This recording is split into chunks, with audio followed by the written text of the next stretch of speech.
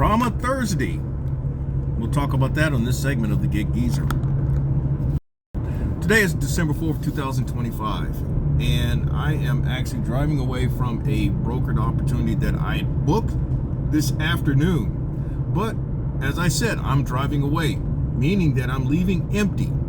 And so what I'm going to end up doing is stopping off at a Walmart and hopefully finding some, well, actually a Office Depot here in town, and finding some toner for my printer, and then maybe stopping off at Walmart and buying a new set of earphones, because the ones that I have, they have kind of disappointed on me. But anyway, the reason why I'm doing this segment, the Gig Geezer, is because this is a lesson in having to tell people no, and meaning no. The load opportunity that I had was from Sumter, South Carolina, going to Winston-Salem, and it looked as if it was something that I could do today, because I mean, quite frankly, today has not been a great day for opportunities. And then another reason, I really was just too tired to just leave the house for most of the day. I left early and took care of a couple of things, and ended up going back to the Geezer compound because I just didn't feel up to it, and so I caught the snooze for most of the day. And then when I got up, I found an opportunity that kind of fit what I would do, even though it was from Sumter to Winston-Salem, taking about 3.5 hours. I'd go there, come back, and then be ready for something that I have booked in the morning. And that's going to be another segment to Gig Geezer. In fact, that'll be an interesting segment to Gig Geezer. I got an email asking, well, what time should I be? What do they expect for me to be there? I told them about 2:45, and that's exactly an hour ago. I actually got there at 3 o'clock, so still good.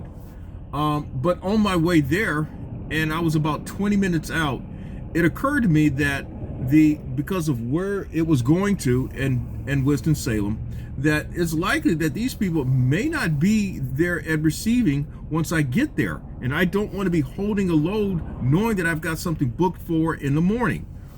And again, I'm not holding a load for something I got booked in the morning that's local and comparatively speaking is a better paying opportunity. So then we go back and forth. We go back and forth 3 times. So they say, well, can you make it by 6? I said no.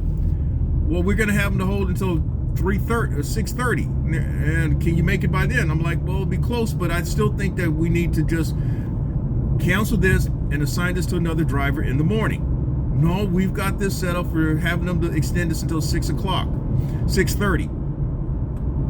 So I get to the pickup location, and I'm thinking that this is going to be a very, very, very tight fit if everything goes right. Them loading me in here in the Geezer van, and then me making it to Winston-Salem within that very, very tight window. All the dominoes are going to have to fall the right way. And then I realized that, hey, there are 2 flatbeds that still had not been loaded ahead of me. And I'm like, this isn't going to work because I won't leave from here until 3:30. Actually, as I'm documenting this, it's 3:45. And I'd been there on the property since 3 o'clock. So I sent another email saying, hey, look, please unassign me from this. This is not going to work. Logistically speaking, it won't work. Best case scenario from this point, it's going to be around 7 o'clock, give or take 10 or 15 minutes. And then I sent a picture, a screenshot of the map. Now I'm thinking that once they see this, you know, they'll just unassign me. Well, I can't get a hold of the actual broker who lined this up. That tells me how brokers only care about themselves and themselves only. And then when things go wrong, guess whom it's all gonna fall upon? Me, you. And so this is a case where you have to tell people no. And so what I did was I did an end around and got in contact with someone else whom I regularly make contact with at this broker and had them to unassign me. But it's still showing on my phone as being booked. And and I followed up with him with a text message. Hey, is this thing unassigned on your end? Because I am not taking it. I'm heading back to Columbia. So, hey, it's on them. I've not picked up. No harm, no foul, in my opinion. But for the sake of doing business right, in the right way, I want this to be removed from my phone so that it doesn't come back on me in any form or fashion. It's already, it's already some bad blood here on this one, and I'm pretty sure that if this broker were to see my name again, they would probably pass on me and take somebody else, even if we were to agree on numbers. But it's like that in this business. I've done this now, going on 3 years with brokered loads. So yeah, I mean, I've had good interactions with brokers. A couple of times it's been contentious in terms of words exchanged and all. Nothing where I'm cursing out people, but it is what it is. All right, so I'm actually in the parking lot here of a Walmart in Sumter, and got new earphones and all, and I'm about almost an hour removed from finally seeing that load opportunity being removed from my phone. And quite frankly, it took them about 30 minutes to remove it. As I previously mentioned, I did an end around and had it removed, and then the broker who actually arranged it finally came back and confirmed, okay, you've been unassigned, and I saw where it had gone back, the opportunity had been put back out on its load board. It's apparent too that whoever accepted it for less money, but that's not my concern.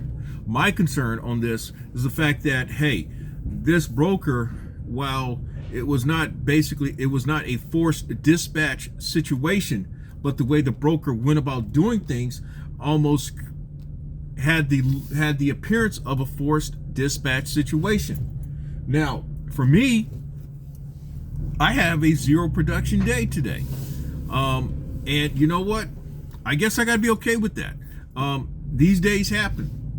As I mentioned earlier, I really didn't feel up to doing things today, but I got up and took care of some personal stuff, and I would look, of course, at the last mile gig delivery app opportunities, but those got swept up. Those got accepted, obviously, or grabbed rather fast, all within about 30 seconds when they appeared. And then I looked at some other low board based opportunities. There was one that I put in for, but it got no reply. And then another broker I had to follow up on getting a certificate from a Change 10 certification test, and I still haven't gotten that certificate from them. So what I did was I'm kind of using the test that I took, because I have a copy of the test that I took, to with one broker to see if they said that they'll accept it, but I still haven't seen a certificate from anybody. Even though I've passed the test, nobody wants to send me a certificate for some reason. And what I mean by that, 2 weeks ago, a little over 2 weeks ago, in fact the exact date was November 17, I had a brokered opportunity that I appeared to have set up. We agreed on rate and everything, and then I was told I had to take a Change 10 test, even though I had Change 9 certification.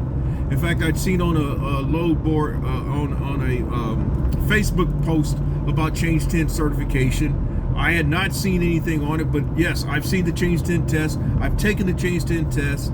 I've passed the Change 10 test, but nobody wants to give me the certificate. Now, apparently, they would have sent me a certificate had I actually been assigned the brokered opportunity, but the brokered opportunity failed to materialize. And so even though the test results are out there, I want the certificate so I can show other people that I've passed the test. So then what I did this morning was get in contact with one of the brokers whom I've done brokered opportunities with, and told him, hey, look, I passed the test.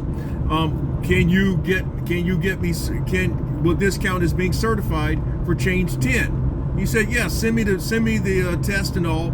And I sent him also a screenshot of the conversation with the other broker, but I've gotten no response. I'm pretty sure I could check back with him tomorrow and find out what's going on. And then there's another broker I need to get in contact with and probably do the same thing. In fact, that's how I initiated. I contacted that broker yesterday and found out and asked whether if I could take the test with them just because. He said, well, contact the other people. So now I've got some receipts. I want to see whether they can issue a change 10 certification based on what I've done already. So that's where I'm at. It looks like I may have to, once I agree to a brokered opportunity that involves change 10 certification, I may end up having to take the test for a second time and then be issued a certificate so I can have that with me for the next year and show other people as necessary, more than likely. But here's the thing. One broker told me that the change 10 test has to be taken with each broker. It has to be issued through each broker that you deal with. And that's according to law. Now, I don't want to get anybody in trouble. That's why I hadn't mentioned any brokers' names. So we'll see. We'll see. But the main thing is that I'm driving back to my market, the Columbia, South Carolina metropolitan area, having made nothing because you may say that I drove 45 minutes to an hour on a wild goose chase. It really wasn't a wild goose chase. This was a legitimate load. This was to go from Sumter to Winston-Salem, North Carolina, but I happened to notice that the cutoff time for dropping off the freight was going to be 5 o'clock, and because I realized that was not logistically possible, I wanted to see what were the options, and the options just weren't good, and that happens. So sometimes you have to tell them no. Most cases they'll tell you no, but in some cases like this, you have to tell them no, or you may be holding the short end of the stick or be stuck with the bag. And I ain't talking about bag of money. So you get where I'm going. So I know that I didn't show any freight or anything like that, but I will say with that load, I actually the guy was actually coming to the van with the forklift to put the pallet in the van. But then I told him to hold off because I needed to get this straightened out with the broker. And so what ended up happening, after about 15-20 minutes, I left. And that's how I began documenting this particular segment of the Gig Geezer. So that's all I have to share. It's a short segment. It may be entertaining to you. It may be of some value. The lessons, again, are where you have to tell brokers no when necessary. And also, you need to look out for yourself, as always. And the other thing about change 10 tests, yes, these certificates are given, the tests and certificates are issued through brokers, sponsoring brokers of the test. That's how it works out. That's how it is. All right, so that's all I have to share for this segment of the Gig Geezer. And if you happen to like the content that's been provided in this segment or in any other segment, hit that subscribe button, give my content a thumbs up, share my content among others, and I definitely welcome comments in the section below. Also, the Gig Geezer channel is, again, as I keep saying, is showing incremental, slow progress towards 17,000 subscribers. We're right on the cusp of 16,970 subscribers. I'd like to see 17,000 subscribers in short order, definitely before the holiday. But the more broader immediate goal would be, or intermediate goal would be, to see the channel reach 20,000 subscribers. It can only be done if you do what I ask of hitting the subscribe button, giving the content a thumbs up, sharing the content among others, and your comments in the section below of each segment. And as always, may your grind and may your hustle and may your business continue. I'm Inwood Lane.